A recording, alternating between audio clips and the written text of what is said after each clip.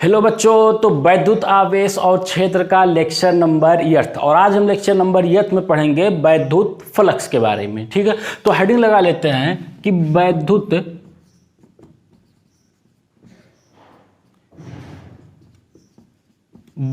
Flux.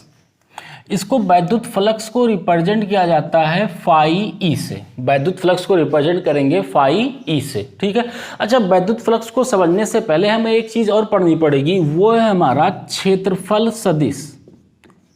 क्षेत्रफल सदिश। अब कुछ लोगों के दिमाग में खटक रहा होगा, क्या क्षेत्रफल सदिश क्या? हाँ, क्षेत्रफल सदिश यानी आज हम देखेंगे कि क्षेत्रफल जो होता है वो एक सदिश राशि होती है, यानी कि एरिया वेक्टर हम यहाँ पर पढ़ेंगे। ठीक है, तो देखो हम यहाँ पे मान लेते हैं कि ये हमारा डायरेक्शन जो दे रखा है, ये हमारा x है, ये y है और ये हमारा z है। ठीक है, यहाँ पे हमने एक वर्ग ले लेते हैं, ये हमारा a b c और d इसको नाम दे देते हैं। इसकी साइड ही मान लेते हैं कि इसकी जो भुजा है वो a और ए दिया हुआ है, इसकी भुजा ए दिया हुआ। ठीक, अब अगर कोई क्लास 10th के बच्चे से ये पूछे कि ये बताओ कि इसका एरिया कितना होगा, तो वो आके कहेगा कि एरिया सिंपल सा होगा, ए स्क्वायर होगा। अगर 11th के बच्चे से पूछे तो वो भी कहेगा ए स्क्वायर। लेकिन अगर अब तुमसे कोई पूछे तो तुम होशियार हो चुके, तुम ये कहोगे कि इसका जो एरिया होगा, हम एरिया में किन्हीं भी दो साइड का क्रॉस प्रोडक्ट ले ले, हम इसमें किसी भी दो साइड का क्रॉस प्रोडक्ट ले ले और जो आएगा वही इसका एरिया हो जाएगा। तो दो साइड का क्रॉस प्रोडक्ट लोगे तो हम यहां पे दो साइड मान लेते हैं, एक साइड हमारा A B cross B C, दो साइड का हमने क्या ले लिया, क्रॉस प्रोडक्ट ले लिया और जो आया वही हमारा क्या हो गया, एरिया हो गया। अब एक बात तो पता है ना कि क्रॉस प्रोडक्ट से हमें क्या मिलता है, वेक्टर क्वांटिटी मिलती है, सदिश राशि मिलती है। तो यहां से एरिया हमारा क्या हो जाएगा, एक सदिश राशि हो जाएगा। इसलिए यहां पे लिखा था कि क्षेत्रफल सदिश, यानी कि क्षेत्रफल जो होगा वो एक सदिश राशि होता है। ठीक, अब यहां पे देखो ए का हमारा लेंथ कितनी, ए बी की लेंथ कितनी दे रखी है, ए, ये हो जाएगा ए इंटू ए और इनके बीच का एंगल कितना है 90, तो ये हो जाएगा ए इंटू ए साइन 90 हो जाएगा। और साइन 90 का मान कितना होता है, साइन 90 का मान होता है 1, तो ये हो जाएगा हमारा ए स्क्वायर के बराबर हो जाएगा। ठीक, एरिया हमारा आ गया ए स्क्वायर।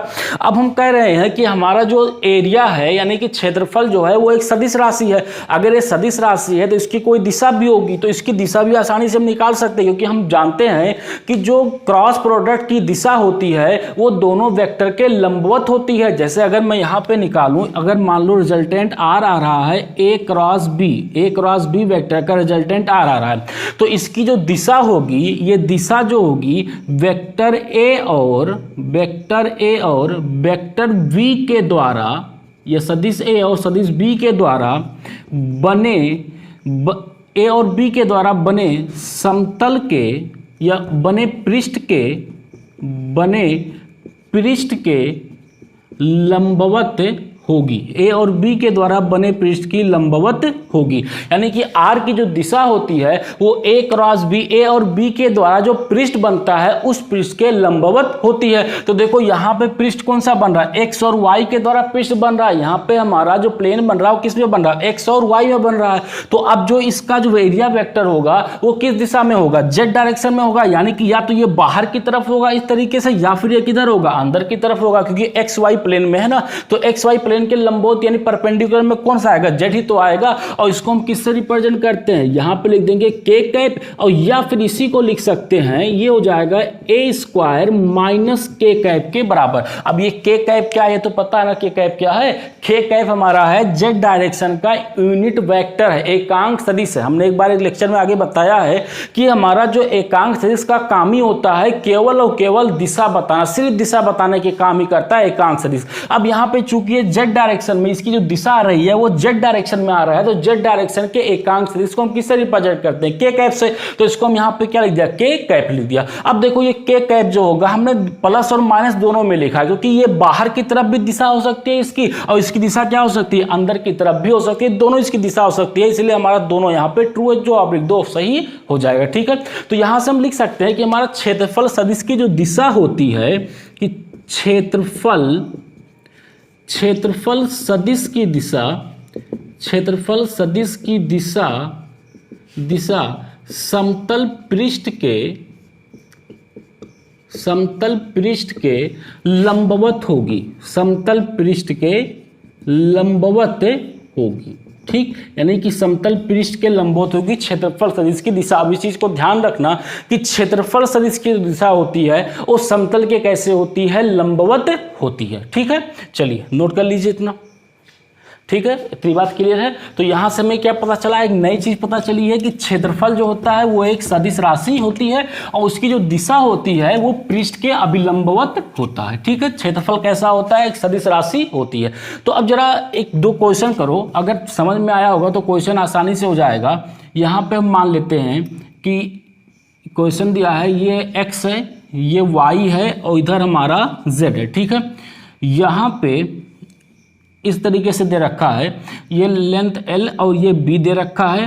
कह रहा है कि इसका एरिया बताओ। तो यहाँ से कह रहा है कि इसका एरिया बताओ कि इसका एरिया कितना होगा। चलो फटाक से करो, इसका एरिया कितना होगा। ठीक है, अगला क्वेश्चन देखो, अगला क्वेश्चन तब मैं लिख रहा हूँ। यहाँ पे इसको मान लेते हैं कि ये हमारा x है, इसको मान लेते हैं अब की बार ये z है और ये हमारा y है। यहाँ पर हम क्या करते हैं, एक्स वाई एक्सिस में एक वृत्त रख देते हैं। ठीक, अब वृत्त की त्रिज्या कितनी रख देते हैं, r मान लेते हैं। कह रहा है कि इसका क्षेत्रफल बताओ कि इसका क्षेत्रफल क्या होगा, यानी कि इसका हमसे क्या पूछा है, एरिया पूछा है। अब देखो इसमें कंफ्यूज मत होना, हमने z को यहाँ पे कर दिया। तीनों एक्सिस हम x y z को कहीं पर भी मान सकते हैं, हमारे ऊपर है, बस तीनों एक दूसरे के कैसे होने चाहिए, लंबवत दिशा में होने चाहिए। तो हमने कहीं भी इसको लो से कोई फर्क नहीं पड़ता। ठीक है, तो चलिए इसका एरिया निकालते हैं कि इसका एरिया कितना होगा। तो इसका एरिया देखो, तो इसका एरिया क्या हो जाएगा, लेंथ इंटू ब्रेथ, लंबाई इंटू चौड़ाई निकल जाएगा, इसका एरिया निकल जाएगा। अब दिशा बतानी है तो दिशा जरा बताओ। तो देखो ये किस प्लेन में है, किस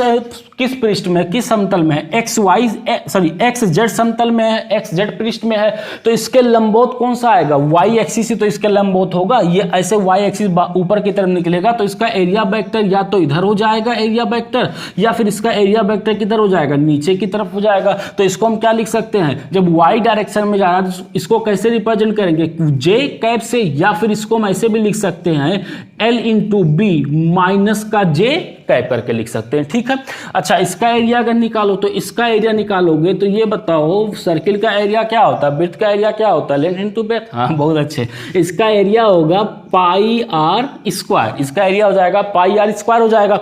अब देखो ये किस प्लेन में बना हुआ है, एक्स वाई प्लेन में बना हुआ है, तो इसके प्लेन के क्या होगा, जो इसका दिशा होगा इस प्लेन के लंबवत होगा। तो इस प्लेन के लंबवत कौन सा आएगा, जेड डायरेक्शन आएगा। एक्स वाई के लंबवत कौन सा आएगा, जेड डायरेक्शन आएगा। तो जेड डायरेक्शन को हम कैसे लिखेंगे, प्लस के कैप से लिखेंगे, या फिर इसको लिखेंगे कि पाई आर स्क्वायर माइनस का के कैप करके लिखेंगे, दोनों हमारा सही है। ठीक है, तो इस तरीके से ये हमारा हो जाएगा। कोई दिक्कत है इसमें, सिंपल सा काम। इसमें क्या है, बस एरिया बता दिया, उसकी दिशा बता दिया। दिशा किधर होगा कि जिस प्लेन में बन रहा है, जिस समतल में बन रहा है उसके लंबवत उसकी दिशा होगी। तो ये एक्स जेड में बन रहा है तो इसकी दिशा किधर होगी, इसके लंबवत। इसके लंबवत कौन सा आएगा, वाई डायरेक्शन आएगा, यानी कि जे कैप आ जाएगा। यहाँ पे एरिया वेक्टर किधर हो जाएगा, एक्स वाई प्लेन में बन रहा है, एक्स वाई समतल में बन रहा है, तो एरिया वेक्टर किधर हो जाएगा, क्षेत्रफल सदिश। इसके लंबवत किधर जाएगा, जेड डायरेक्शन में चला जाएगा। बस हो गया खत्म।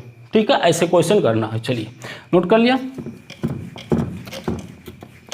अब देखो अभी तक हमने जितना पढ़ा है वो सब हमने 2D में पढ़ा, यानी कि जो हमने यहाँ पे एरिया वेक्टर निकाला है, एरिया वेक्टर यानी कि क्षेत्रफल सदिश, ये क्षेत्रफल सदिश को हमने 2D सरफेस में पढ़ा है।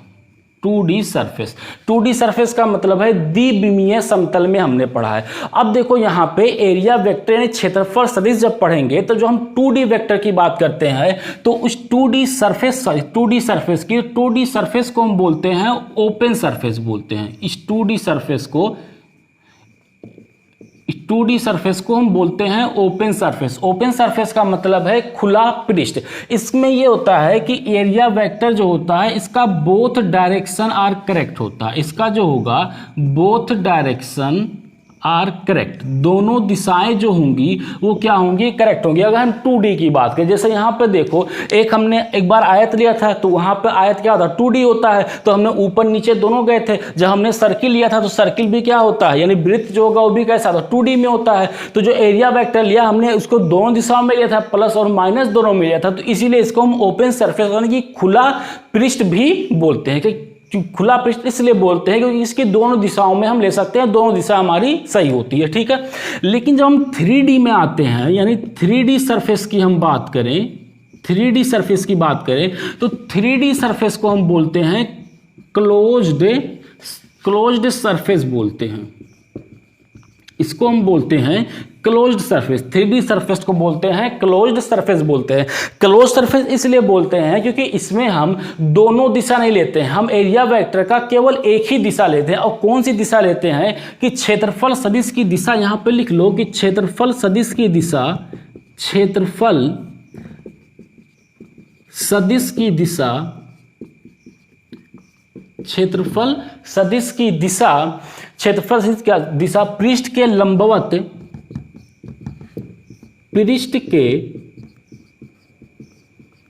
पृष्ठ के लंबवत बाहर की ओर लेते हैं, पृष्ठ के लंबवत बाहर की ओर लेते हैं, पृष्ठ के लंबवत बाहर की ओर लेते हैं। यहां पर हम केवल एक ही दिशा लेते हैं, दोनों दिशा एरिया वेक्टर का नहीं लेते हैं, इसीलिए इसको हम क्या बोलते हैं, क्लोज सरफेस यानी बंद पृष्ठ बोलते हैं, ठीक है। तो जरा इसको नोट कर लो, यहां तो इसमें तो कोई दिक्कत नहीं, एरिया वेक्टर 2D सरफेस हम कैसे लेंगे, इसको दोनों दिशा ले सकते हैं, इसलिए इसको क्या बोलते हैं, ओपन सरफेस बोलते हैं, खुला पृष्ठ बोलते हैं। और जब 3D की बात करते हैं तो 3D में हम केवल एक ही दिशा का एरिया वेक्टर लेते हैं, तो वहां पर इसलिए इसको हम क्या बोलते हैं, क्लोज्ड सरफेस यानी बंद पृष्ठ बोलते हैं, ठीक है। इसी को थोड़ा एग्जाम्पल लेके समझते हैं, नोट कर लो, इतना नोट कर लिया। चलिए देखो, जैसे यहां पर यह बना लेते हैं हम, कोई यहां पर एक क्यूब बना लेते हैं, ठीक, यहां पर हमने एक क्यूब बना लेते हैं, इस तरीके से एक क्यूब बना लिए, ये हमारा एक क्यूब बन जाएगा, ठीक। अब अगर इस पे हमें बोला जाए कि ये बताओ इसका एरिया वेक्टर किधर होगा। अब देखो इस क्यूब के 6 पृष्ठ होंगे, 6 सरफेस होंगे। देखो एक पृष्ठ जो बनेगा, एक पृष्ठ हमारा ये बाहर वाला पृष्ठ बन जाएगा, एक पृष्ठ ये हो जाएगा, एक पृष्ठ जो होगा, एक पृष्ठ हमारा ये नीचे, ये बगल वाला एक पृष्ठ होगा। देखो एक पृष्ठ ये बगल वाला बनेगा, ठीक। इसी तरीके से एक पृष्ठ जो होगा, एक पृष्ठ इस साइड में होगा। देखो इसके टोटल 6 पृष्ठ बनते हैं, एक पृष्ठ ये होगा और एक पृष्ठ जो वो एक पृष्ठ देखो कुछ इस तरीके से, यहां से नीचे वाला एक पृष्ठ मिल रहा है हमें, तो हमें टोटल कितने मिले, 4 पृष्ठ मिल गए यहां से। अब देखो एक बाहर की तरफ होगा और एक क्या होगा, अंदर की तरफ होगा, तो टोटल हमारे कितने हो गए, 6 पृष्ठ मिल गए यहां पे। तो अगर हम क्यूब यानी घन की बात करते हैं तो उसके कितने पृष्ठ होते हैं, 6 पृष्ठ होते हैं। तो अगर हम यहां पे ये बोलें कि ये बताओ इस पृष्ठ का एरिया वेक्टर किधर होगा, तो इस पृष्ठ को जरा अलग बना लो। देखो ये पृष्ठ हमारा कुछ इस तरीके से, इसको अलग बनाए तो देखो ये पृष्ठ हमारा इस तरीके से यहां पे बना हुआ है, ऐसे ऐसे। तो ये हमारा पृष्ठ है यहाँ पे, जो ऊपर वाला, केवल ऊपर वाले को हमने बना लिया है। अब अगर केवल ये पृष्ठ दिया होता, हमसे बोलता कि एरिया वेक्टर निकाल दो, तो ये हमारा किस में है, 2D में है। लेकिन घन जो होगा वो घन हमारा कैसा होता है, क्यूब कैसा होता है, 3D होता है। जब 3D होगा तो इसका एरिया वेक्टर, 2 एरिया वेक्टर बनेगा। देखो एक एरिया वेक्टर तो इस, अच्छा एरिया वेक्टर जो होगा वो सरफेस के हमेशा कैसा होगा, परपेंडिकुलर होगा। तो सरफेस के परपेंडिकुलर एक तो एरिया वेक्टर हमारा इधर ऊपर की तरफ बनेगा और एक एरिया वेक्टर इसके नीचे की तरफ बनेगा। लेकिन हम नीचे वाला नहीं लेंगे, हम केवल किसको लेंगे, केवल और केवल ऊपर वाला लेंगे। लेकिन अगर ये 2D में होता तो ऊपर नीचे दोनों हम ले लेते। ठीक इसी तरीके से अगर इस पृष्ठ का देखें, जो इधर वाला पृष्ठ है, इसका एरिया वेक्टर, तो इसका एरिया वेक्टर इस दिशा में हो जाएगा। हमेशा एरिया वेक्टर जो होगा वो सरफेस के परपेंडिकुलर डायरेक्शन में होगा। इस पृष्ठ का एरिया वेक्टर देखेंगे तो इसका एरिया वेक्टर किधर आएगा, नीचे की तरफ आएगा। इसका एरिया वेक्टर सरफेस के परपेंडिकुलर। इसका देखेंगे तो इसका एरिया वेक्टर भी इधर आएगा, ये भी कैसा होगा, सरफेस के परपेंडिकुलर डायरेक्शन में होता है। ठीक है, तो एरिया वेक्टर किधर हो जाएगा, सरफेस के परपेंडिकुलर डायरेक्शन में होगा। अब देखो एरिया वेक्टर जो है यानी क्षेत्रफल सदिश जो है वो दो बनता था। अगर मैं इस पृष्ठ की बात करूं तो इस पृष्ठ में एक नीचे की तरफ बनेगा, एक किधर बनेगा, ऊपर की तरफ बनेगा। तो ऊपर वाला हम ले लेंगे, यानी कि जो अंदर बनेगा अंदर वाला हम ले लेते हैं। हम केवल किधर लेते हैं, बाहर वाला लेते हैं, यानी कि क्षेत्रफल सदिश केवल पृष्ठ के लंबवत बाहर की ओर हम लेते हैं। केवल लंबवत लेंगे, पृष्ठ के हमेशा कैसा होगा, लंबवत होता है। क्षेत्रफल सदिश हमेशा पृष्ठ के लंबवत होता है और 3D में हम उसको किधर लेंगे, बाहर की तरफ लेते हैं। ठीक है, बात क्लियर है। अच्छा चलो एक और ले लो। इसी में अगर मैं एक बेलन ले लेता हूं, अगर मैं यहां पर एक बेलन बना दूं तो देखो ये हमारा बेलन होगा, ये बेलन हमारा बन गया। ठीक, अब यहाँ पे देखो एक पृष्ठ यानी एक सरफेस तो हमारा यहाँ पे ये मिल रहा है, दूसरा सरफेस हमें ये मिल रहा है यहाँ पे, और तीसरा जो है ये देखो दो घूमा हुआ है जो वक्र पृष्ठ यानी कर्ड सरफेस है, ये कर्ड सरफेस भी तो हमें मिल रहा है यहाँ पे। तो अगर यहाँ पर मैं एरिया वेक्टर निकालूं इस सरफेस का एरिया वेक्टर, तो इस सरफेस का एरिया वेक्टर कैसे होगा, इसके परपेंडिकुलर डायरेक्शन में होगा, तो इसके परपेंडिकुलर डायरेक्शन में आ जाएगा, ये हो जाएगा हमारा एरिया वेक्टर। अब देखो एरिया वेक्टर इस सरफेस के, ये सरफेस ऐसे देखो, ये कुछ अज्यूम करो थोड़ा सा कि बेलन को यहाँ पे अज्यूम करो, ये इस सरफेस है, नीचे दो लाइनें बनी हुई है, फिर नीचे भी एक सरफेस बना हुआ है। तो इस सरफेस पे अगर मैं एरिया वेक्टर निकालूं तो इस सरफेस के एक ऊपर की तरफ होगा। अब एरिया वेक्टर हमेशा सरफेस के परपेंडिकुलर होगा यानी पृष्ठ के लंबवत होगा हमेशा। तो देखो एक ऊपर की तरफ बनेगा, एक नीचे की तरफ बनेगा, तो हम किसको लेंगे, केवल ऊपर वाले को लेंगे, नीचे वाले को नहीं लेंगे। इसी तरीके से नीचे वाले को देखो, जो नीचे वाले का होगा इसका भी एरिया वेक्टर किधर आएगा, एक एरिया वेक्टर इधर आएगा जो इसके पृष्ठ के कैसे होगा, लंबवत होगा, और एक एरिया वेक्टर ऊपर की तरफ जाएगा। तो हम केवल किसको लेंगे, नीचे वाले को लेते हैं। ठीक है, अगर कर्ड सरफेस पे आ जाओ, यहां पे जो हमारा वक्र पृष्ठ होता है, तो यहां पे आ जाओ, एरिया वेक्टर हमारा इस तरीके से बनेगा, इसको हम लेंगे एरिया वेक्टर को। ठीक है, और यहां पे बनाओगे तो यहां पे एरिया वेक्टर जो बनेगा, एरिया वेक्टर हमारा इस डायरेक्शन में बनेगा। ये हम हमेशा क्या लेंगे, परपेंडिकुलर डायरेक्शन में ही लेते हैं। देखो सरफेस पृष्ठ थोड़ा सा इंग्लिश और हिंदी हो जा रहा है, तो दोनों बात एक ही है, चाहे सरफेस बोलूं या पृष्ठ बोलूं सब एक ही बात है। ठीक है, तो इस चीज को अज्यूम करके चलना है। ठीक है, चलिए इतनी बात क्लियर है। अच्छा, अब यहां पे एक और लेते हैं कि जैसे हम यहां पर कोई एक गोला ले ले, यहां पर हमने कोई एक गोला ले लिया। अब ये बताओ यह गोला हमारा क्या होता है, 3D होता है। गोला जो होता है वो हमारा कैसा होता है, 3D होता है। गोला 3D है तो इस गोले का केंद्र अगर मान लो यहां पर है, गोले का केंद्र यहां पर O दिया हुआ है। अब अगर मैं इस गोले के सतह पर यानी सरफेस पर कहीं भी, अगर इस सतह पर, इस गोले के सतह पर अगर कहीं भी मैं एक लंबवत ले रहा हूं, रेखा खींच रहा हूं, अगर मान लो ये लंबवत रेखा मैं यहां पे खींच दिया और ये बना दिया कि इस पृष्ठ के यानी इस सतह के, इस सरफेस के, ये हमारा क्या हो गया, लंबवत हो गया, तो एरिया वेक्टर हो जाएगा। ठीक, अगर यहां से लेंगे तो ये भी हमारा क्या मिल जाएगा, अगर इस सतह के ये लंबवत होगा तो ये हमारा क्या बन जाएगा, एरिया वेक्टर हो जाएगा। ठीक, क्षेत्रफल सदिश हो जाएगा। अब एक चीज तो हमें पता है, हम लेवल में पढ़ चुके हैं कि अगर गोले पर कहीं भी, अगर गोले पर उसके सतह पर, उसकी सरफेस पे अगर मैं कोई भी लंबवत रेखा खींचता हूं तो वो लंबवत रेखा हमेशा कहां से होकर जाती है, केंद्र से होती हुई जाएगी। वो लंबवत रेखा हमेशा कहां से पास होगी, केंद्र से पास होगी। ठीक है, तो ये केंद्र से आके मिल जाएगा। अगर मैं यहां पर एक एरिया वेक्टर बनाना चाहूं तो एरिया वेक्टर इस तरीके से बनेगा, ये परपेंडिकुलर हो जाएगा। अब चूंकि ये इस सरफेस के परपेंडिकुलर है इसलिए हमेशा कहां से पास हुआ, केंद्र से पास होता हुआ जाएगा। यहां पे आ जाओ, अगर यहां पे बना दे तो एरिया वेक्टर किधर आ जाएगा, इस डायरेक्शन में आ जाएगा एरिया वेक्टर। ये भी कैसा है, सरफेस के परपेंडिकुलर है।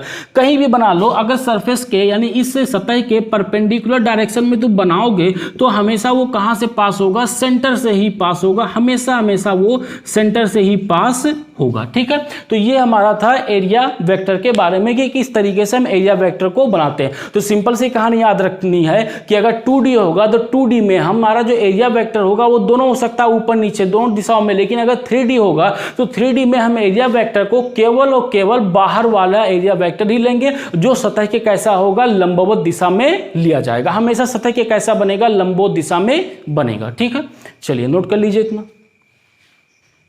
हो गया, इतना ठीक है। चलिए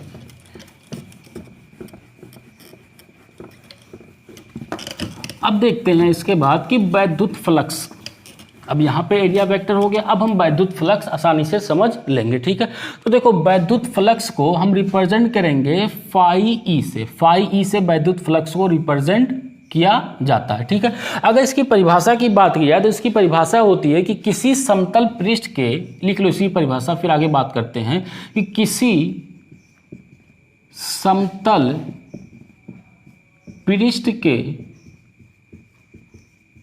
लंबवत, किसी समतल पृष्ठ के लंबवत गुजरने वाली वैद्युत बल रेखाओं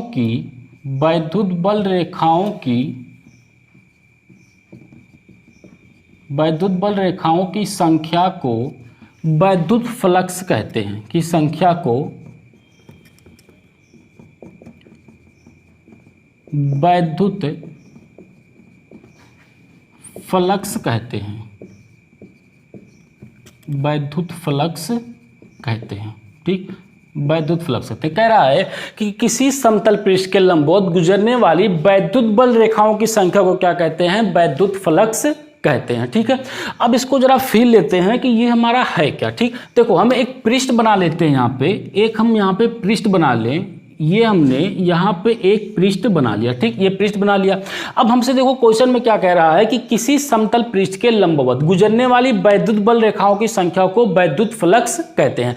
अब इस पृष्ठ के लंबवत हम वैद्युत बल रेखाएं गुजार रहे हैं। जैसे यहाँ पे देखो, इस पृष्ठ के लंबवत एक वैद्युत बल रेखा ये हो गई और इस पृष्ठ के लंबवत एक वैद्युत बल रेखा ये हो गई। ये दोनों जो वैद्युत बल रेखाएं हैं इस पृष्ठ के कैसे हैं? लंबवत दिशा में है।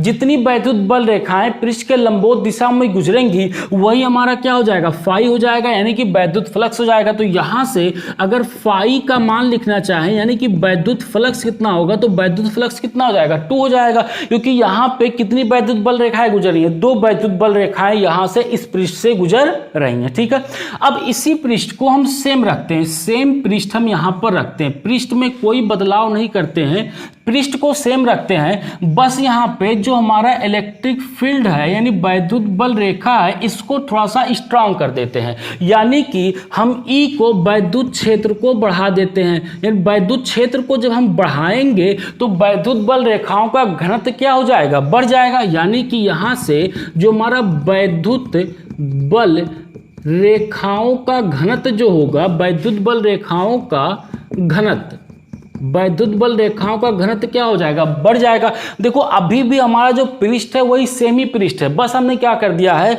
वैद्युत बल रेखाओं की संख्या को क्या कर दिया? बढ़ा दिया है। जब वैद्युत बल रेखाओं की संख्या को बढ़ाऊंगा तो उसी पृष्ठ से अब देखो जो वैद्युत बल रेखाएं गुजरेंगी वो वैद्युत बल रेखाओं की संख्या क्या हो जाएगी? ज्यादा हो जाएगी। यहां से देखो ये वैद्युत बल रेखाओं की संख्या हमारी ज्यादा हो गई, एक मान लो यहां से गुजर रही है, और ये सारे जो वैद्युत बल रेखाएं हैं ये पृष्ठ के कैसे हैं? ये पृष्ठ के लंबवत गुजर रही हैं। तो अब यहां से देखो हमारा जो फाई का मान हो गया, यानी कि फाई का मान अब हमारा यहां से कितना आएगा? 4 आएगा। अब यहां से देखो वैद्युत बल रेखाएं, सब वैद्युत बल रेखाओं की संख्या कितनी है? 4 है। हमसे डिफिनेशन में क्या कह रहा है कि किसी समतल पृष्ठ के लंबवत गुजरने वाली, कोई भी समतल पृष्ठ ले लो, उस समतल पृष्ठ के जितनी वैद्युत बल रेखाएं लंबवत गुजरेंगी वही हमारी क्या हो जाएगी? वैद्युत फ्लक्स की संख्या हो जाएगी। तो यहां से देखो कितना गुजर रहा है? 4 गुजर रहा है। यानी कि जब हम वैद्युत क्षेत्र को बढ़ा देते हैं और स्ट्रांग कर देते हैं तो उसका घनत्व क्या हो जाएगा? बढ़ जाएगा। तो फाई का मान क्या हो जाएगा? ज्यादा हो जाएगा। ठीक,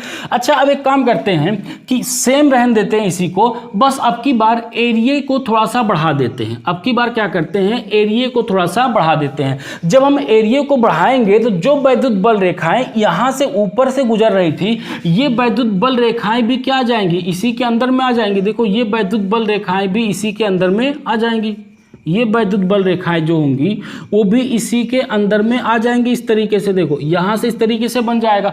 ये सारी कैसी हैं? ये सारी वैद्युत बल रेखाएं जो हैं वो पृष्ठ के कैसी हैं? लंबवत हैं। ये सारी वैद्युत बल रेखाएं पृष्ठ के लंबवत हैं। यानी कि जब हमने एरिया को बढ़ाया है, एरिया को हमने इंक्रीज किया है, तो फाई का मान कितना हो गया? 6 हो गया। यानी कि फाई का मान भी क्या हो गया? इंक्रीज हो गया। तो देखो फाई का मान कब कब इंक्रीज होता है? अब देखो अगर मैं इसका फार्मूला लिखना चाहूं तो फार्मूला डायरेक्ट लिख सकता हूं कि जो हमारा फाई होगा वो ई डॉट ए के बराबर होगा। ये फाई जो होता है वो ई डॉट ए के बराबर होता है। बस हो गया खत्म, फार्मूला बता के क्वेश्चन करा दे।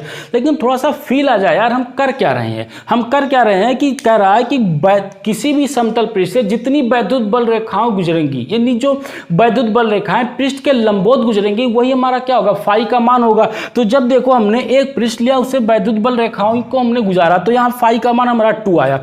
जब हमने इलेक्ट्रिक फील्ड को यानी वैद्युत क्षेत्र को और स्ट्रांग कर दिया, यानी कि उसका घनत्व को बढ़ा दिया, तो फाई का मान क्या हो गया? ज्यादा हो गया। यहां से फाई का मान ज्यादा हो गया। और जब हमने एरिया बढ़ाया तो एरिया बढ़ाने से फाई का मान क्या हो गया? और ज्यादा हो गया। तो हम यहां से कह सकते हैं कि जो हमारा फाई होता है, देखो जो हमारा फाई है वो डायरेक्टली प्रोपोर्शनल किसके? इलेक्ट्रिक फील्ड के। और जो हमारा फाई है ये डायरेक्टली प्रोपोर्शनल किसके? एरिया के डायरेक्टली प्रोपोर्शनल होता है। यानी कि जब हम इलेक्ट्रिक फील्ड की संख्या बढ़ाएंगे तब भी हमारा फाई इंक्रीज होता है, जब एरिया बढ़ाते हैं तब भी फाई क्या होता है, इंक्रीज होता है।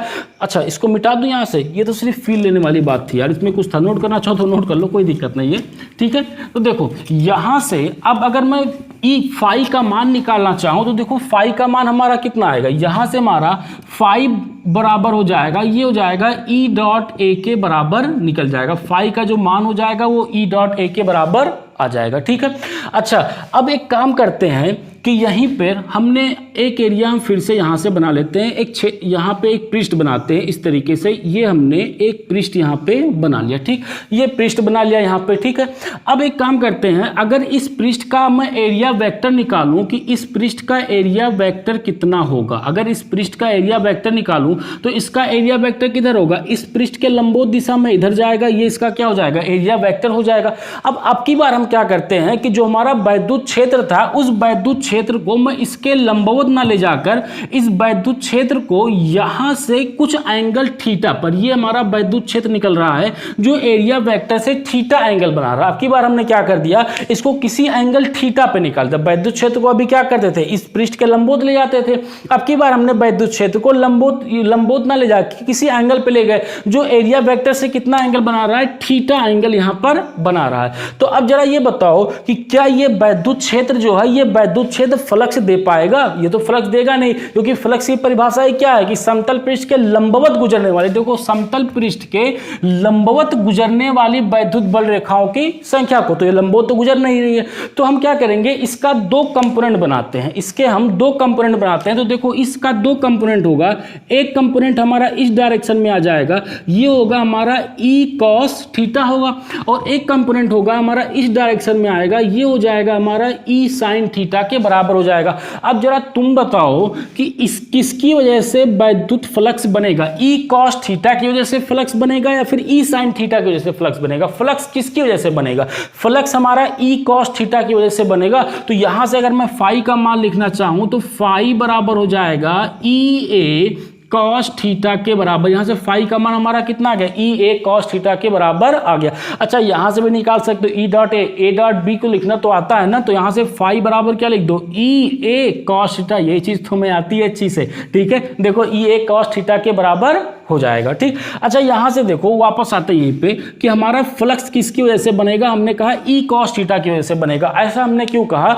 कि ई साइन थीटा की वजह से फ्लक्स नहीं बनेगा, ये तुम खुद सोच सकते हो कि इसकी वजह से फ्लक्स नहीं बनेगा, क्योंकि ई कॉस थीटा जो है इस पृष्ठ के लंबवत है। देखो ये हमारा मान लो ये पृष्ठ है, यही हमारा पृष्ठ हमने यहाँ पे बना रखा है, ये हमारा एरिया वेक्टर है यहाँ पे, ठीक है। और जो ई कॉस थीटा है वो इसी डायरेक्शन में तो जा रहा है, यानी कि इस पृष्ठ के कैसे है, लंबवत दिशा में तो निकल रहा है, तो ये हमारा तो फ्लक्स बनाएगा। अब जरा इसको देखो ये कैसे है, ये हमारा कुछ इस तरीके से निकला, यानी पृष्ठ के समांतर निकल रहा है, तो ये तो पृष्ठ के लंबवत है नहीं। हमें क्या करना है, केवल और केवल वही वैद्युत फ्लक्स बनाएगा, वही वैद्युत बल रेखाएं फ्लक्स बनाएंगी जो पृष्ठ को लंबवत होंगी। ऐसे समझो कि जो पृष्ठ को छेद करते हुए निकल जाए, यानी इधर से इधर क्या हो जाए, निकल जाए, केवल वही बना पाएंगी। तो क्या ये निकल रहा है, ये तो ऐसे बराबर से निकल रहा है, ये इसको तो छेद नहीं कर रहा ना यहाँ पे, ये इसको इस तरीके से इसके लंबवत नहीं निकल रहा है ना, तो ये तो हमारा यहाँ पर फ्लक्स नहीं बनाएगा। तो इसका फार्मूला ये भी आ जाएगा ई ए कॉस थीटा के बराबर, और चाहो तो यहां से भी निकाल के आसानी से देख सकते हो, ठीक है। अब यहां पे आता है कि थीटा क्या होगा, तो अगर थीटा देखेंगे तो थीटा जो होगा वो एंगल बिटवीन ई एंड ए, यानी कि वैद्युत क्षेत्र और एरिया वेक्टर के बीच का जो एंगल होता है वही एंगल हमारा क्या कहलाता है, थीटा कहलाता है, ठीक है। इतनी बात क्लियर है। अच्छा यहीं पर एक छोटा सा एग्जांपल और लेते हैं कि जैसे यहाँ पर हमने एक ये बना दिया, ठीक, हमने एक यहाँ पर एक वृत्त बना दिया, ठीक है। यहाँ पर हम मान लेते हैं कि अच्छा यहाँ पर जो हमारा वैद्युत क्षेत्र है, अच्छा यहाँ पर अगर एरिया वेक्टर निकालोगे, अगर इसका एरिया वेक्टर निकालोगे तो इसका एरिया वेक्टर किधर निकलेगा, इसके परपेंडिकुलर डायरेक्शन में यहाँ पे हमारा एरिया वेक्टर निकलेगा। इतनी बात क्लियर है, एरिया वेक्टर क्या होगा, इसके परपेंडिकुलर डायरेक्शन में हो जाएगा, ठीक। अब जो वैद्युत क्षेत्र है वो वैद्युत क्षेत्र को मैं बना दे रहा हूँ कि ये वैद्युत क्षेत्र यहाँ से होकर गुजर रहा है, वैद्युत क्षेत्र यहाँ से होकर गुजर रहा है, और ये एंगल कितना बना रहा है, एंगल एरिया वेक्टर से एंगल कितना बना रहा है, थीटा एंगल ये बना रहा है। तो अब कह रहा है कि ये बताओ इसका फ्लक्स कितना होगा, ये फ्लक्स किसकी वजह से बनेगा। अब देखो यहां से फ्लक्स तो हमारा बनेगा नहीं, क्योंकि यहां पे जो हमारा वैद्युत क्षेत्र है वो यहां से इसके सरफेस से यानी जो पृष्ठ है उस पृष्ठ के लंबवत तो गुजर नहीं रहा। तो फिर हम क्या करेंगे, यहां से इसका कंपोनेंट कर लो, तो एक कंपोनेंट हमारा इस डायरेक्शन में जाएगा और ये कंपोनेंट हो जाएगा हमारा ई कॉस थीटा के बराबर, और एक कंपोनेंट इस डायरेक्शन में जाएगा, ये हो जाएगा हमारा ई साइन थीटा निकल जाएगा। तो अब जरा ये बताओ यहां से हमारा फ्लक्स किसकी वजह से बनेगा, ई कॉस थीटा की वजह से बनेगा फ्लक्स या फिर ई साइन थीटा की वजह से फ्लक्स बनेगा। ई कॉस थीटा की वजह से बनेगा, क्योंकि ई कॉस थीटा जो है इस पृष्ठ के कैसे लंबवत है, देखो ये पृष्ठ ऐसे है, ई कॉस थीटा इसके लंबवत निकल रहा है, देखो इस पृष्ठ के लंबवत निकल रहा है, और ई साइन थीटा इस पृष्ठ के समांतर ऐसे निकल जा रहा है। तो ई साइन थीटा हमारा यहाँ पे फ्लक्स नहीं बनाएगा, फ्लक्स कौन बनाएगा, ई कॉस थीटा बनाएगा।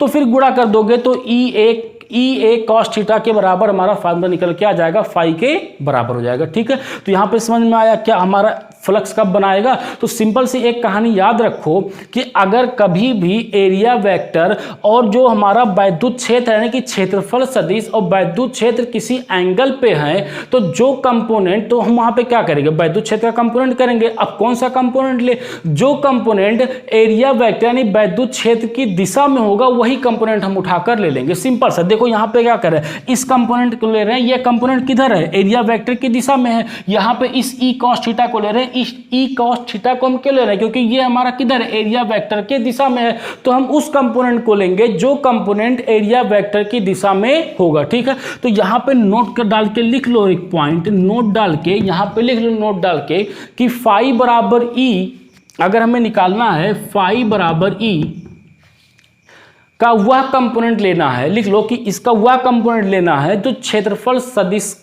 की दिशा में हो। फाई बराबर ई का वह कंपोनेंट लेना है, ई का वह कंपोनेंट लेना है जो ई का वह कंपोनेंट लेना है जो क्षेत्रफल सदिश की दिशा में होगा। केवल हम वही कंपोनेंट आसानी से ले लेंगे और हमारा कभी भी गलत नहीं होगा, हमारा आंसर क्या होगा, हमेशा सही आएगा। ठीक है, इतनी बात क्लियर है। अब जरा इसके मात्रक की बात कर लेते हैं कि इसका मात्रक क्या होगा। अगर इसका मात्रक निकालोगे तो देखो, अगर इसका मैं मात्रक लिखूं तो इसका मात्रक क्या होगा, तो इसका मात्रक देखो ई वैद्युत क्षेत्र का मात्रक क्या होता है, न्यूटन पर कूलाम होता है। याद है ना, ई बराबर क्या होता है, F/Q0 के। तो यहाँ पे इसका मात्रक हो जाएगा न्यूटन पर कूलाम हो जाएगा, और एरिया का मात्रक क्या होगा, मीटर स्क्वायर। तो ये हो जाएगा मीटर स्क्वायर। तो हमारा जो फाइनली मात्रक आ जाएगा वो आ जाएगा न्यूटन मीटर स्क्वायर पर कूलाम के बराबर, ये हो जाएगा इसका मात्रक हो जाएगा। ठीक है, अब जरा मुझे सोच के एक बात बताओ कि ये हमारा वैद्युत फ्लक्स जो है, ये वैद्युत फ्लक्स हमारा सदिश राशि है कि अदिश राशि है। हमने देखा क्षेत्रफल तो कैसा होता है, सदिश राशि होता है। अब जरा ये बताओ वैद्युत फ्लक्स क्या होता है, सोच के बताना आसानी से। ये चीज मैं बता चुका हूं इससे पहले वाले लेक्चर में, आगे एक दो लेक्चर में मैं इसको बता चुका हूं। ठीक, कि ये हमारा क्या होगा, ये तो नहीं बताया था क्या होगा, लेकिन तुम इसको देखकर बता सकते हो कि हमारा सदिश राशि होगा कि अदिश राशि होगा। तो अगर जिन्होंने ये सोचा कि जो वैद्युत फ्लक्स होता है, ये कहाँ पे लिख दूँ, चलो यहाँ पे लिख दे रहा हूँ कि वैद्युत फ्लक्स यानी फाई जो होगा ये हमारा एक अदिश राशि होता है। जिसने ये सोचा अदिश राशि होता है वो बहुत बढ़िया, सही सोचा उसने, अदिश राशि होता है। देखो देख भी सकते हो अदिश राशि क्यों होता है, क्योंकि हमें डॉट प्रोडक्ट से हमेशा क्या मिलता है, एक अदिश राशि मिलता है। जब ए डॉट बी निकालते हैं तो ए डॉट बी से हमेशा क्या मिलता है, एक अदिश राशि मिलता है। लेकिन क्रॉस प्रोडक्ट जब निकालते हैं, ए क्रॉस बी लिखते हैं तो हमेशा क्या मिलता है, एक सदिश राशि मिलता है। इसीलिए वहां पर जो हमारा क्षेत्रफल था वो सदिश राशि था, क्योंकि हमने क्या किया था, ए क्रॉस बी करके लिखा था कि दो साइड का क्रॉस प्रोडक्ट निकाला था। और यहाँ पे डॉट आ रहा है, जब डॉट आ रहा है तो यहाँ पे क्या हो जाएगा, हमारा अदिश राशि हो जाएगा। ठीक है, चलिए नोट कर लीजिए, इतना हो गया। इतना चलिए, कोई दिक्कत है इसमें, सिंपल सा काम करना है कि हमारा जो फाई जो होगा वो कितना होगा, ई डॉट ए के बराबर होगा या फिर ई ए कॉस थीटा के बराबर होगा। ये एक हमारा अदिश राशि होती है, इसका मात्रक जो होगा वो होगा न्यूटन मीटर स्क्वायर पर कूलाम के बराबर हो जाएगा। ठीक है, चलिए अब इस पर क्वेश्चन देखते हैं। सबसे पहला क्वेश्चन लेते हैं, सिंपल सा क्वेश्चन है। क्वेश्चन ये हमसे कह रहा है कि वैद्युत क्षेत्र यहाँ पे दे रखा है, ई का मान ई बराबर दे रखा है 2i के +4 प्लस 4j प्लस 6k दे रखा है। ये हमारा कह रहा है कि वैद्युत क्षेत्र सदिश दे रखा है, कह रहा है। और पृष्ठ का मान यानी एरिया वेक्टर ए दे रखा है, ये हमारा दे रखा है, एरिया वेक्टर दे रखा है 10j। कह रहा है कि फ्लक्स ज्ञात कीजिए, कह रहा है कि यहाँ से फ्लक्स का मान बताइए कि फ्लक्स कितना होगा। ई का मान इतना दे रखा है, यानी वैद्युत क्षेत्र हमसे कह रहा है कि वैद्युत क्षेत्र हमारा इतना है, एरिया वेक्टर 10j है, ठीक है। क्योंकि एरिया एक वेक्टर क्वांटिटी होती है, क्षेत्रफल सदिश राशि होती है, तो इसलिए हमें यहाँ पे दे रखा है वेक्टर के रूप में। अब कह रहा है फ्लक्स ज्ञात करिए, तो हमें पता है कि फ्लक्स का जो फार्मूला होता है, फ्लक्स फाई ई बराबर होगा ई डॉट ए के बराबर होगा, ठीक। अब जरा ई का मान रखो, ई का मान है 2i plus 4j plus 6k into ए का मान कितना है 10j है। तो यहाँ से इसका जो आंसर आ जाएगा, तो ये आंसर आ जाएगा 4 इंटू 10 बराबर का कितना जाएगा 40 मात्रक, इसका आंसर निकल जाएगा, ठीक है।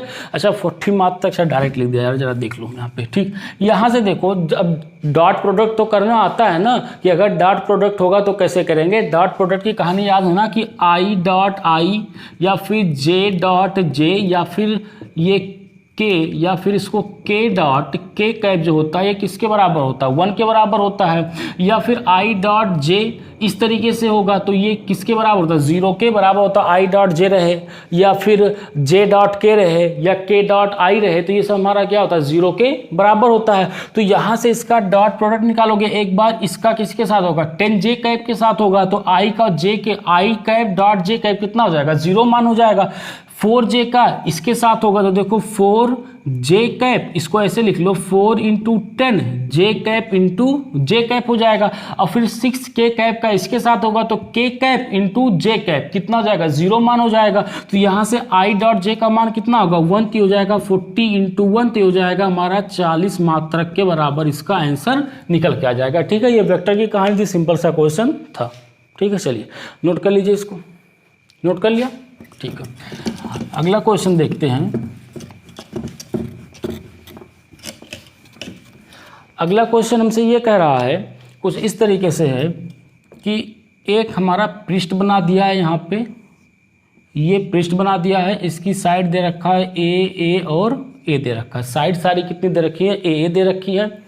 वैद्युत क्षेत्र जो दे रखा है ये हमारा कह रहा है ये वैद्युत क्षेत्र है, ठीक। ये कह रहा है हमसे वैद्युत क्षेत्र है, तो कह रहा है हमसे कि फाई का मान बताओ। वैद्युत क्षेत्र दे रखा है, हमसे क्या कह रहा है कि फाई का मान बताओ, ठीक है। जरा करो इसको। सिमिलर एक क्वेश्चन यहाँ पर भी है, चलो इसको तो ट्राई करो आप लोग। इसकी भी साइड दे रखी है ए और ए। इसका वैद्युत क्षेत्र जो है वो वैद्युत क्षेत्र यहाँ पे दे रखा है, इस तरीके से जा रहा है। यहाँ पर भी हमसे कह रहा है कि इसका फाई का मान बताओ कि फाई का मान कितना होगा, ठीक है। चलिए इसको कर लिया कि फाई का मान कितना होगा। सिंपल सा काम करना है कि फाई का मान हमारा कितना होता है ई डॉट ए के बराबर होता है। अब देखो यहाँ पे डॉट वाली कहानी तो कुछ लगा नहीं सकते हैं, क्योंकि हमारा यहाँ पे जो वैद्युत क्षेत्र दे रखा है इस दिशा में, ई का मान ए का मान कुछ तो दिया हुआ नहीं कि रख दे, तो हम दूसरे वाले फार्मूले पे आ जाएं कि फाई बराबर होता है ई ए कॉस थीटा के बराबर होगा। तो सबसे पहले इसका एरिया वेक्टर निकालो, इसका सबसे पहले इसका क्षेत्रफल सदिश निकालो कि इसका क्षेत्रफल सदिश किधर होगा। ये देखो ये पृष्ठ ऐसे है तो इसका क्षेत्रफल सदिश किधर होगा, इसी डायरेक्शन में तो क्षेत्रफल सदिश होगा।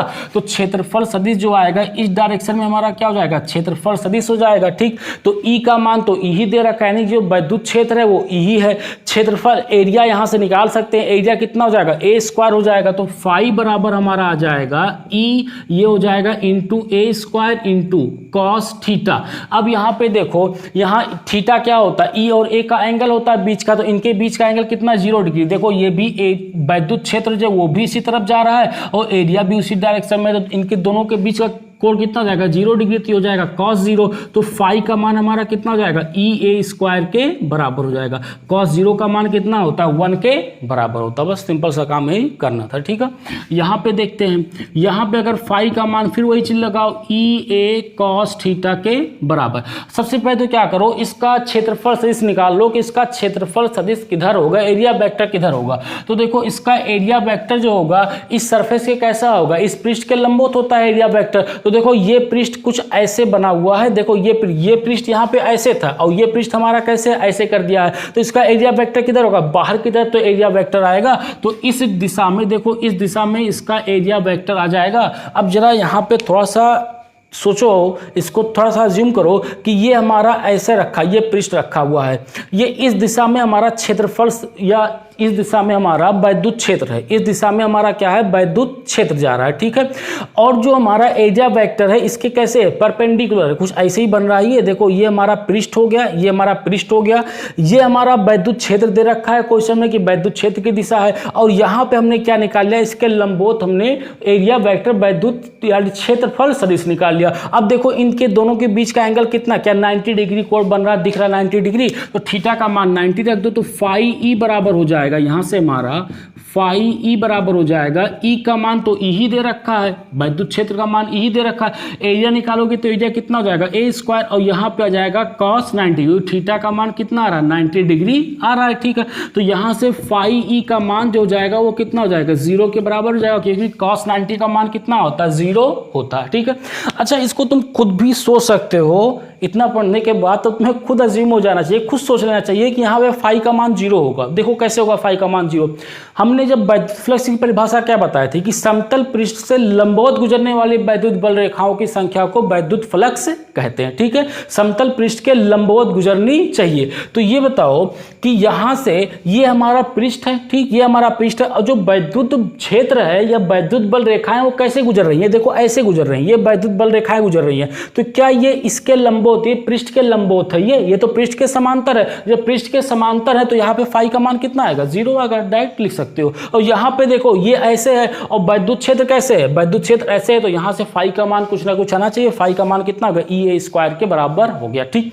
अब देखो कुछ लोगों के दिमाग में जरूर चल रहा होगा यहाँ पे कि ये 2D है, 2D सरफेस है, अगर 2D सरफेस है तो एरिया वेक्टर हम दोनों दिशा में ले सकते हैं, इधर भी ले सकते हैं, इधर भी ले सकते हैं। तो अगर मैंने यहाँ पे देखो, अगर इसका एरिया वेक्टर मैंने इस दिशा में ले लिया, इतना तो समझ में आया ना, सोचा ना इतना कि इसका एरिया वेक्टर 2 दिशाओं में हो सकता है, क्योंकि ये कैसा है 2D सरफेस है। तो 2D सरफेस है तो यहाँ पे एरिया वेक्टर इधर भी हो सकता है। जब एरिया वेक्टर इधर लेंगे तो ये देखो वैद्युत क्षेत्र की दिशा, एरिया वेक्टर, इनके बीच का एंगल कितना हो जाएगा, थीटा बराबर यहाँ से आ जाएगा 180 डिग्री। जब थीटा बराबर 180 रखोगे तो cos 180 का मान कितना होगा, -1 हो जाएगा। तो इससे कोई भी फर्क नहीं पड़ेगा। देखो आंसर सिंपल सा, तुम अगर करना ये काम कि जिस दिशा में वैद्युत क्षेत्र है उसी दिशा में हम एरिया वेक्टर को ले लेंगे, अगर ऐसा कुछ मिल रहा है हमें तो हमेशा हमारा आंसर सही आएगा। देखो एक कॉन्सेप्ट इसमें और होता है कि अगर मान लो कोई भी पृष्ठ है, अगर इस पृष्ठ के जहां वैद्युत क्षेत्र, चलो इसको मिटा दे रहा हूं फिर बता रहा हूं, इसको नोट कर लिया है ना, इतनी बात क्लियर है ना यहाँ से। चलिए देखो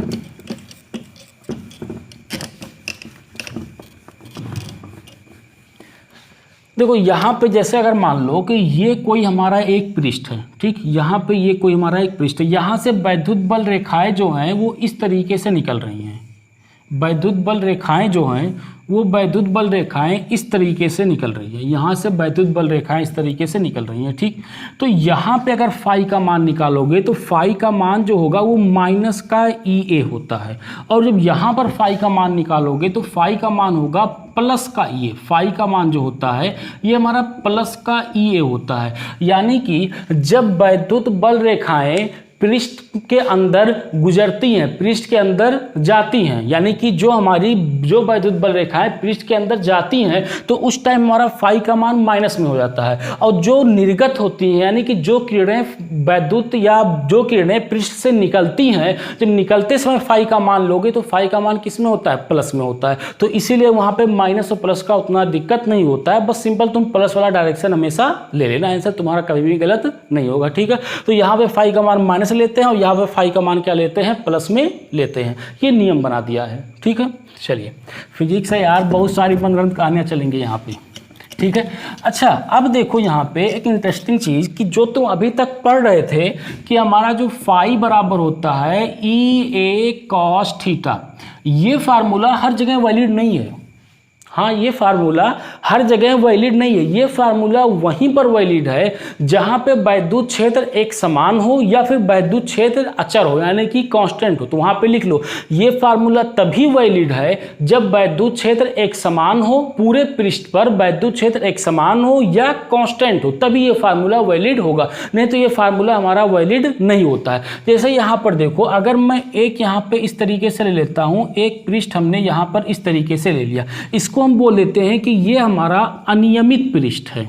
ये हमारा अनियमित पृष्ठ है। अनियमित पृष्ठ का मतलब ये हुआ कि ऐसा पृष्ठ जिस पर वैद्युत क्षेत्र एक समान ना हो। यहां पे अनियमित पृष्ठ का मतलब ये है कि ऐसा पृष्ठ जिस पर वैद्युत क्षेत्र एक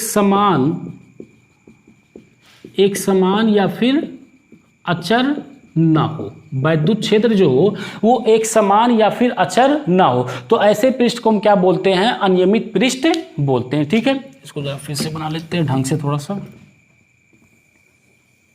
इस तरीके से। ठीक है, अब देखो यहां से कुछ वैद्युत बल रेखाएं इस तरीके से गुजर रही हैं। वैद्युत बल रेखाएं जो हैं वो इस तरीके से वैद्युत बल रेखाएं यहां से गुजर रही हैं। तो कुछ वैद्युत बल रेखाएं जो होंगी, ये कुछ वैद्युत बल रेखाएं कुछ इस डायरेक्शन में निकल जाएंगी। कुछ वैद्युत बल रेखाएं जो होंगी वो वैद्युत बल रेखाएं यहां से डायरेक्ट इसके पृष्ठ के लंबवत दिशा में निकलेंगी। यहाँ से पृष्ठ के कैसे निकलेंगी? लंबवत दिशा में निकलेंगी। कुछ वैद्युत बल रेखाएं इधर से निकलेंगी और कुछ वैद्युत बल रेखाएं इस डायरेक्शन में निकल जाएंगी। ठीक है, इस तरीके से वैद्युत बल रेखाएं हमारी निकल जाएंगी। तो ये हमारा क्या हो जाएगा? अनियमित पृष्ठ हो जाएगा, जहां पे वैद्युत क्षेत्र जो है वो समान नहीं है। तो अब इस केस में हम क्या करते हैं कि यहाँ पर हम एक छोटा सा एरिया काट लेते हैं। यहाँ पर एक हम छोटा सा एरिया काट लेते हैं, एक छोटा सा एरिया यहाँ पर काटेंगे। ठीक, तो छोटा सा एरिया यहां पर काटेंगे तो यहां पर अगर इस एरिया पर देखो, ये वैद्युत क्षेत्र की दिशा है। ठीक है, अगर मैं इस पे एरिया वेक्टर निकालूं तो क्या एरिया वेक्टर भी हमारा इसी दिशा में होगा? देखो एरिया वेक्टर भी हमारा क्या हो जाएगा? इसी दिशा में जाएगा। और एरिया वेक्टर इसको DA लिखो, क्योंकि हमने क्या किया, एक छोटा सा क्षेत्रफल यहां पर काट रखा है।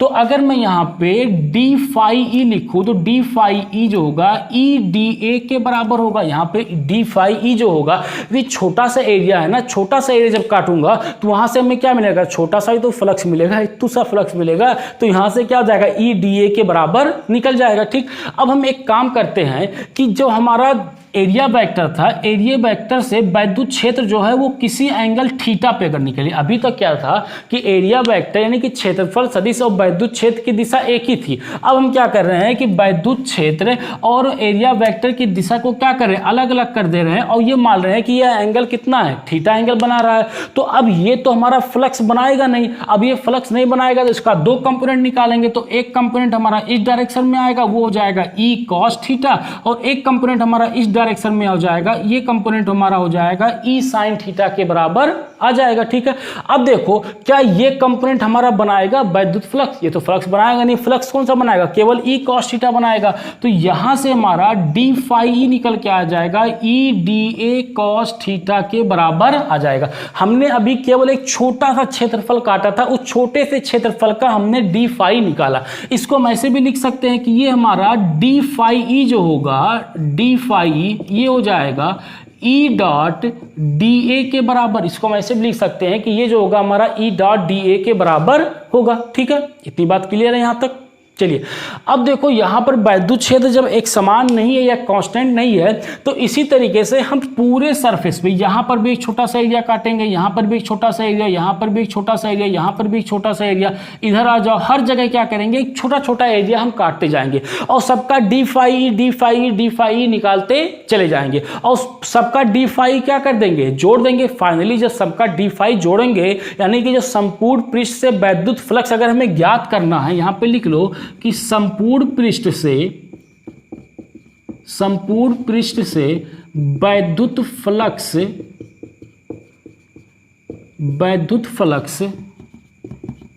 ज्ञात करने के लिए सभी छोटे छोटे क्षेत्रफल अवयवों को, सभी छोटे छोटे क्षेत्रफल सभी छोटे छोटे क्षेत्रफल अवयवों से निकलने वाले वैद्युत फलक, क्षेत्रफल अवयवों से निकलने वाले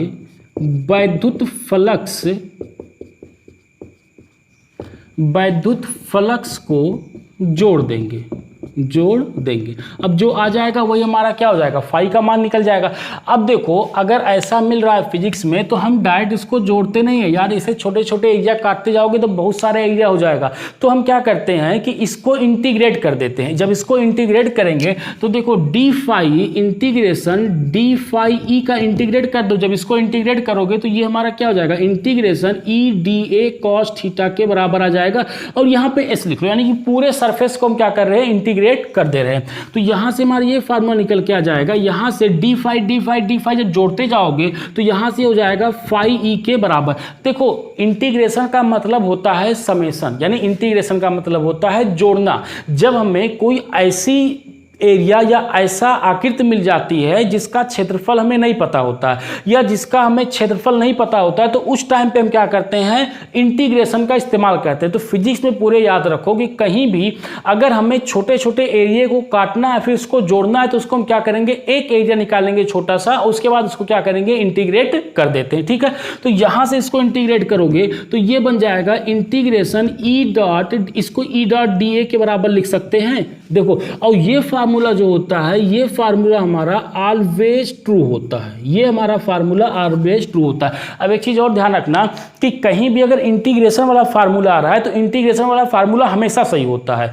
जो इंटीग्रेशन वाला फार्मूला है, ये इंटीग्रेशन का फार्मूला हमारा हमेशा सही होगा। ये फार्मूला हमारा कहीं भी गलत नहीं हो सकता, कहीं भी तुम फाई का मान यहां से निकाल सकते हो। ठीक है, चलिए नोट कर लीजिए इतना, फिर आगे इसके सॉल्व कर दे रहा हूं। देखो अभी यहां से इसको सॉल्व करेंगे ना तो फिर हम वहीं पर पहुंच जाएंगे जहां से चले थे, फिर हमारा वही फार्मूला आ जाएगा। मेन हमें जो बताना था, हमें यही फार्मूला बताना था, इसलिए इतनी पूरी कहानी हमने यहां पर किया है कि फाई का ये भी फार्मूला होता है इंटीग्रेशन वाला। ठीक है, कि जब हमारा वैद्युत क्षेत्र एक समान ना हो। नोट कर लिया है, चलिए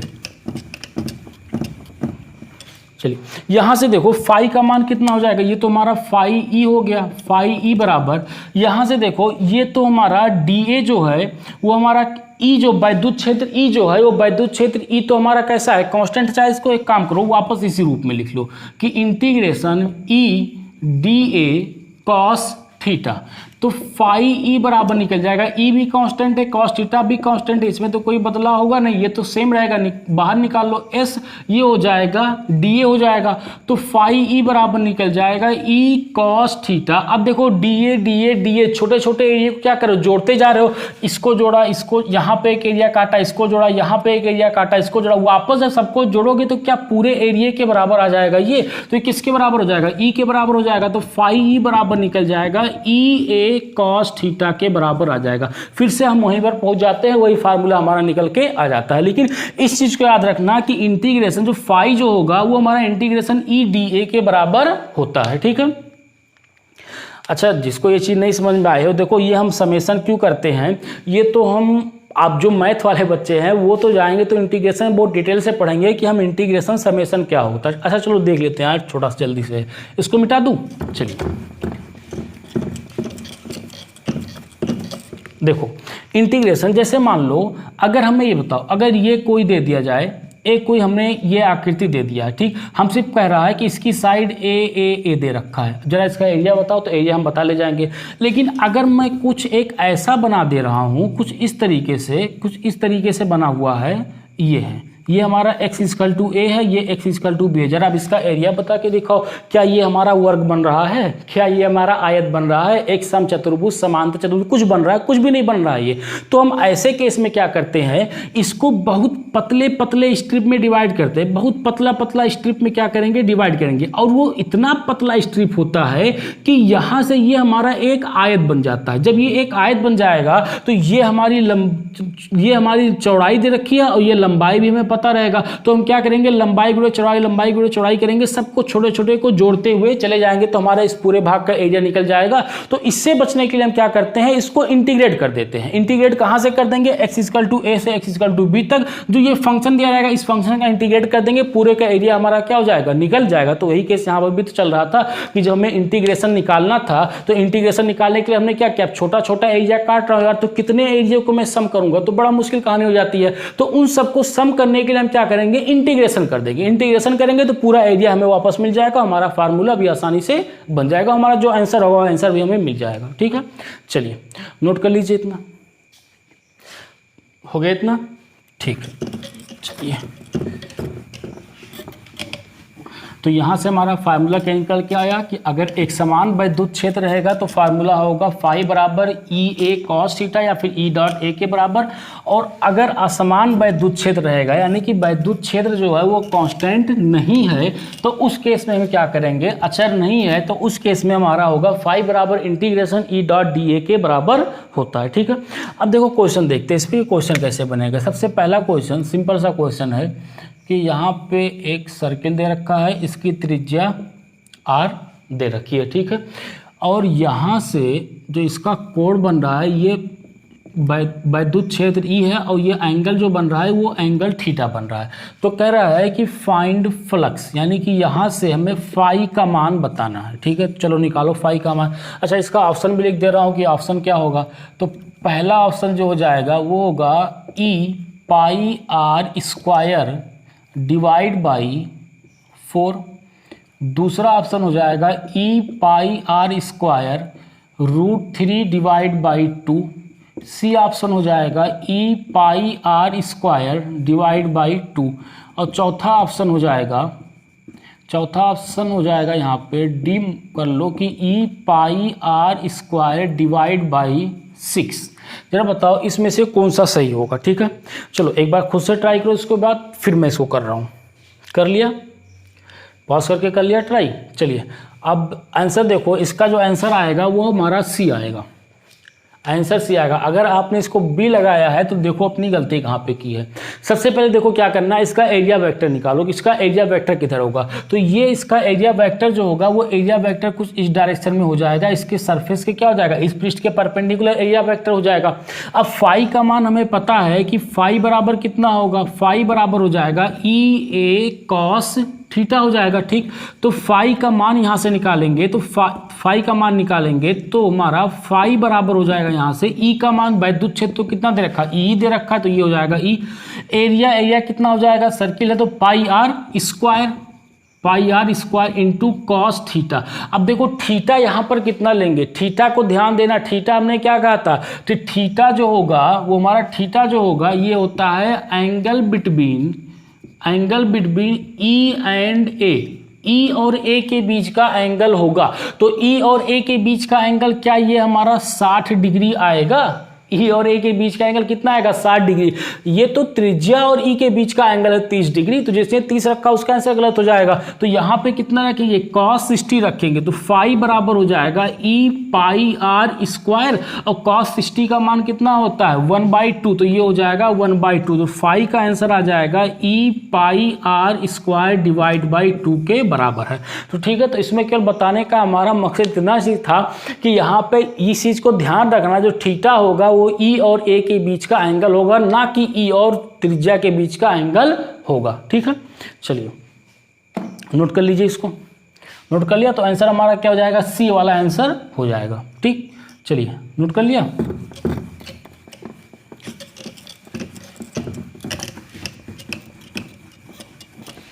अब क्वेश्चन करते हैं, क्वेश्चन लेते हैं अब 3D सरफेस का। 2D का तो बहुत हो गया क्वेश्चन, अब लेते हैं 3D सरफेस का। 3D सरफेस में जो हमारा क्षेत्रफल सदिश की दिशा होती है, क्षेत्रफल सदिश जो होता था वो किधर होता था, समतल के या पृष्ठ के लंबवत बाहर की ओर होता था। तो यहाँ पे लिख लो कि क्षेत्रफल सदिश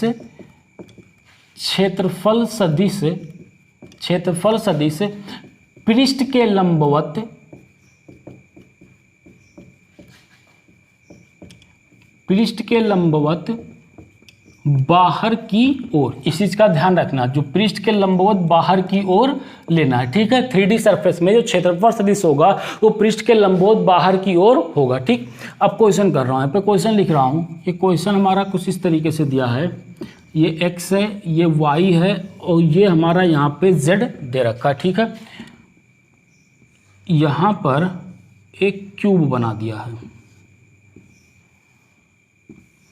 यहाँ पर एक क्यूब बना दिया है इस तरीके से, यहाँ पर ये एक क्यूब बना दिया है, ठीक है। इसकी साइड जो दे रखी है ए और ए करके इसकी साइड दे रखी है।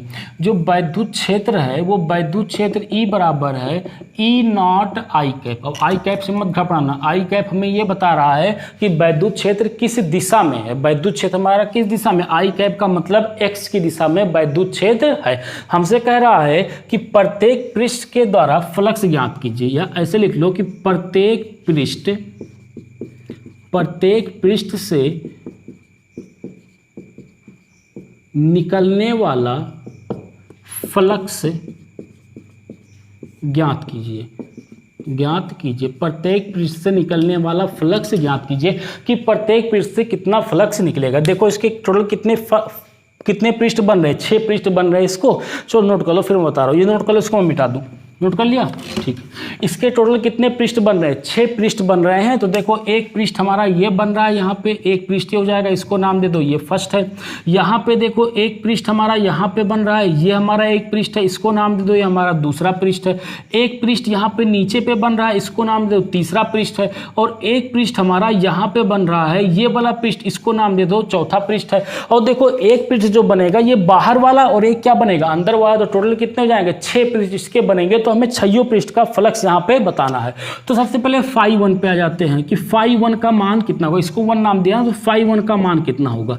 तो फाई 1 का मान निकालोगे तो फाई 1 का मान कितना होगा, देखो ई ए कॉस थीटा के बराबर, सब में यही फार्मूला लगाएंगे, फाई बराबर ई ए कॉस थीटा। यहाँ पे phi 1 phi 2 phi 3 phi 4 phi 5 और फाई 6 आएगा, तो इसीलिए इसको फाई 1 नाम दे दिया, ठीक है। प्रत्येक पृष्ठ का निकालना है। तो ई ए वैद्युत क्षेत्र हमारा ई कितना दे रखा है, वो ई नॉट दे रखा है। तो यहाँ पे कितना हो जाएगा ई नॉट। अब देखो क्वेश्चन में ये कुछ वैल्यू भी दे सकता है, ऐसा दे सकता है कि हमारा जो ई है वो 20 है या 20 माइक्रोकूलम है, इस तरीके से दे सकता है ई का मान। और यहाँ पे साइड 2 4 5 कुछ दे सकता है। तो यहाँ पे हम क्या करेंगे, मान रख देंगे, तो हमारा आ जाएगा, तो हमारी एक न्यूमेरिकल वैल्यू आ जाएगी। एक जनरल लेके चलते हैं कि यहाँ पे ई का मान कुछ भी कर दे, ए का मान कुछ भी कर दे, तो आसानी से हमारा निकल जाए, कोई दिक्कत इसमें ना हो, ठीक है। तो ई का मान कितना हो जाएगा, ई नॉट हो जाएगा। यहाँ पे ए का मान एरिया कितना हो जाएगा, अगर मैं इस पहले वाले को देखूं तो पहले वाला देखो यहाँ से ये बनेगा, तो इसका एरिया कितना हो जाएगा, एरिया हो जाएगा इंटू ए स्क्वायर इंटू कॉस थीटा। अब सबसे पहले इसका बताओ एरिया वेक्टर किधर बनेगा। इसका जब एरिया वेक्टर बनाओगे तो किसका एरिया वेक्टर इस पृष्ठ के कैसे होगा, लंबवत होगा बाहर की ओर। तो इस पृष्ठ के लंबवत बाहर की ओर एरिया वेक्टर इस दिशा में हमारा बनेगा, इस दिशा में एरिया वेक्टर बनेगा लंबवत बाहर की ओर। तो अब जरा ये बताओ, ये देखो यहाँ पे थीटा का मान कितना है, तो यहाँ पे हमें देखना है कि थीटा का मान कितना है। तो थीटा का मान निकालने के लिए सब क्या देखना है, थीटा क्या होता है, ई और थीटा जो होगा वो हमारा क्या होगा, ई और ए के बीच का आएगा। तो देखो ये हमारा पृष्ठ ऐसे है, ये पृष्ठ हमारा ऐसे है, एरिया वेक्टर हमारा ऐसे है, दिख रहा है ना, यही ऊपर वाला पृष्ठ ले रहे हैं। ये पृष्ठ हमारा, ये हमारा मान लो पृष्ठ है, ये हमारा एरिया वेक्टर इसके परपेंडिकुलर हो गया, इसके परपेंडिकुलर एरिया वेक्टर हो गया। अब यहाँ पे देखो हमारा वैद्युत क्षेत्र जो है वो किस दिशा में जा रहा है, वैद्युत क्षेत्र क्या हमारा इस दिशा में जा रहा है। देखो वैद्युत क्षेत्र जो है हमारा इस दिशा में जा रहा है। अब बताओ ये ई ए और ई के बीच का एंगल कितना है, 90 डिग्री बन रहा है। यहाँ से ऐसे भी देख सकते हो, ये हमारा इस डायरेक्शन में जा रहा है, वैद्युत क्षेत्र देखो इस डायरेक्शन में जा रहा है, ये हमारा वैद्युत क्षेत्र है, ये एरिया वेक्टर है। तो इनके बीच का एंगल कितना हो गया, 90 डिग्री हो गया। तो यहाँ पे 90 रख दो, तो cos 90 का मान कितना होता है, जल्दी से बताओ। cos 90 का मान हो जाएगा 0, तो फाई 1 का मान कितना जाएगा 0, यानी फाई 1 का मान जो आ गया हमारा कितना आ गया, 0 के बराबर आ गया, ठीक। इसी तरीके से फाई 2 निकालो। जब फाई 2 निकालोगे तो चलो फाई 2 पे एरिया वेक्टर बनाओ। देखो फाई 2 का जो एरिया वेक्टर बनेगा वो एरिया वेक्टर क्या इस दिशा में आएगा, इस पृष्ठ के क्या होगा परपेंडिकुलर। देखो ये पृष्ठ अब ऐसे है, तो इस पृष्ठ के क्या होगा परपेंडिकुलर, इस दिशा में एरिया वेक्टर अंदर की तरफ तो हम ले नहीं सकते क्योंकि ये कैसा है 3D है, तो बाहर की तरफ लेंगे, ये बाहर की तरफ एरिया वेक्टर हो जाएगा, ठीक। तो हमारा हो जाएगा ई ए कॉस थीटा हो जाएगा। तो फाई 2 बराबर हो जाएगा, ई का मान कितना है, ई नॉट है, एरिया कितना हो जाएगा ए स्क्वायर इंटू थीटा। थीटा कितना बना, देखो देखो ये हमारा पृष्ठ है, ऐसे देखो ये हमारा पृष्ठ है, हमारा जो क्षेत्रफल सदिश है वो क्षेत्रफल हमारा हमारा इस जो एरिया क्षेत्रफल सदिश है एरिया वेक्टर, वो एरिया वेक्टर हमारा इधर है, एरिया वेक्टर हमारा इधर है और वैद्युत क्षेत्र जो हमारा इधर है। तो दोनों के बीच का एंगल देखो, एक इधर जा रहा है एक इधर जा रहा है, तो दोनों के बीच का एंगल देखो, ये हमारा ऐसे तो बना वैद्युत क्षेत्र ही तो है, तो इनके बीच का एंगल कितना होगा 180, तो ये हो जाएगा हमारा 180 के बराबर। cos 180 का मान हमारा कितना होता है, cos 180 का मान जो होगा वो हो जाएगा हमारा -1, तो यहां से हमारा φ2 का मान जो आ जाएगा वो हो जाएगा माइनस का E0a² के बराबर हो जाएगा। ये हमारा φ2 का मान निकल जाएगा। ठीक है, अच्छा φ3 का मान निकालते हैं कि φ3 बराबर कितना होगा। 3 क्या है, 3 यहाँ पे इसका एरिया वेक्टर बना दो, देखो एरिया वेक्टर इधर आ जाएगा ए की दिशा में और वैद्युत क्षेत्र हमारे इधर जा रहा है ई की दिशा में, तो इनके बीच का एंगल कितना है 90 डिग्री। तो φ3 बराबर हो जाएगा ई डायरेक्ट लिख रहा हूँ कि उसका ई का मान कितना जाएगा, E0 एरिया कितना हो जाएगा a², तो ये हो जाएगा a² इंटू यहाँ पे कितना जाएगा cos 90, और cos 90 का मान कितना होता है 0, तो यहाँ से φ3 बराबर हो जाएगा E0 0 हो जाएगा, तो पूरा φ3 का मान कितना जाएगा 0 के बराबर आ जाएगा। ठीक है, φ4 पे आ जाता है, ये हमारा φ4 है, तो इसका एरिया वेक्टर किधर बनेगा, इसका एरिया वेक्टर इस दिशा में बनेगा, ये हो जाएगा इसका एरिया वेक्टर। तो φ4 पे आ जाओगे तो E0 इंटू a², क्योंकि जो φ4 है ये भी तो ऐसे ही है हमारा φ4, तो इसका एरिया वेक्टर इसी दिशा में बन रहा है और वैद्युत क्षेत्र भी क्या है, वैद्युत क्षेत्र भी हमारा इसी दिशा में है, तो इनके बीच का एंगल कितना हो गया 0 और इसका क्षेत्रफल कितना हो जाएगा, क्षेत्रफल हो जाएगा a², तो ये हो जाएगा हमारा cos 0 के बराबर, और cos 0 का मान कितना होता है 1, तो हो जाएगा E0a² के बराबर निकल जाएगा, E0a² के बराबर। φ5 पे आ जाओ, φ5 कैसा है, देखो ये बाहर की तरफ पांचवा पृष्ठ जो है ये बाहर की तरफ ऐसे है, पांचवा पृष्ठ बाहर की तरफ, तो इसका एरिया वेक्टर किधर होगा, बाहर की तरफ होगा, क्षेत्रफल सदिश किधर होगा, बाहर की तरफ होगा, और वैद्युत क्षेत्र हमारा इस दिशा में जा रहा है, तो वैद्युत क्षेत्र इस दिशा में जा रहा है। देखो ये हमारा क्षेत्रफल सदिश की दिशा है और ये हमारा वैद्युत क्षेत्र की दिशा है, तो इन दोनों के बीच का एंगल कितना है 90 डिग्री, तो 90 डिग्री होगा, तो फिर वापस क्या रखेंगे, ये चीज तो रखेंगे E0a² इंटू cos 90, और cos 90 का मान कितना होता है 0, तो इसका मान φ5 जो आ जाएगा वो कितना आ जाएगा 0 आ जाएगा। अच्छा φ6 सोचो, φ6 जैसे इसके पीछे है तो उसका एरिया वेक्टर किधर होगा, पीछे की तरफ, तब भी उनके बीच का एंगल 90 डिग्री, तो ये कितना हो जाएगा 0, यानी कि φ5 और φ6 का मान कितना हो जाएगा 0 के बराबर आ जाएगा, इसका मान 0 हो जाएगा। ठीक है, इतनी बात क्लियर है। तो हमसे कह रहा था कि प्रत्येक पृष्ठ का या प्रत्येक पृष्ठ से निकलने वाले वैद्युत फ्लक्स को ज्ञात कीजिए, तो हमने वैद्युत फ्लक्स यहाँ से निकाल लिया। अब अगर हमसे यहीं पर ये क्वेश्चन ये कह दे कि पूरे घन से, या ऐसे बोल दे कि संपूर्ण घन से कितना फ्लक्स निकल रहा है, यहां से हमसे ये पूछ दे कि संपूर्ण घन से निकलने वाला वैद्युत फ्लक्स, घन से निकलने वाला वैद्युत फ्लक्स, यानी पूरे घन से कितना वैद्युत फ्लक्स निकल रहा है, ये वैद्युत फ्लक्स बताना है। तो सबको क्या कर दो, जोड़ दो, क्योंकि ये कैसी होती है अदिश राशि होती है, तो यहाँ पे हो जाएगा हमारा φ1 प्लस का φ2 प्लस का φ3 प्लस का φ4 प्लस का φ5 प्लस का φ6, तो इसका मान कितना जाएगा 0 के बराबर आ जाएगा, यानी कि संपूर्ण पृष्ठ से जो फ्लक्स निकलेगा वो फ्लक्स हमारा कितना होगा 0 के बराबर होगी। देखो ये 0 है, ये माइनस E0a² है, ये 0 है, ये प्लस E0a², जोड़ोगे तो ये कैंसिल कर देंगे, ये तो हमारा कितना 0 के बराबर है। तो संपूर्ण घन से कितना वैद्युत फ्लक्स निकलेगा 0 फ्लक्स निकलेगा। ठीक है, चलिए नोट कर लीजिए इसको, हो गया, ये हो गया। चलिए, तो इतना ध्यान रखना कि अगर क्लोज सरफेस है यानी कि बंद पृष्ठ है, या ऐसे बोलो कि 3D पृष्ठ है, 3D सरफेस है, तो वहां पे जब हमारा क्षेत्रफल सदिश होगा वो लंबवत पृष्ठ के लंबवत बाहर की ओर होगा, पृष्ठ के लंबवत बाहर की ओर होगा। ठीक है, अगला क्वेश्चन देखते हैं। ये क्वेश्चन है कि ये हमारा कह रहा है कुछ उसी तरीके से है कि ये x है, ये y है और ये हमारा z है। ठीक है, यहाँ पे एक बेलन बना देते हैं, यहाँ पर एक बेलन बना देते हैं, थोड़ा बड़ा बना ले बेलन।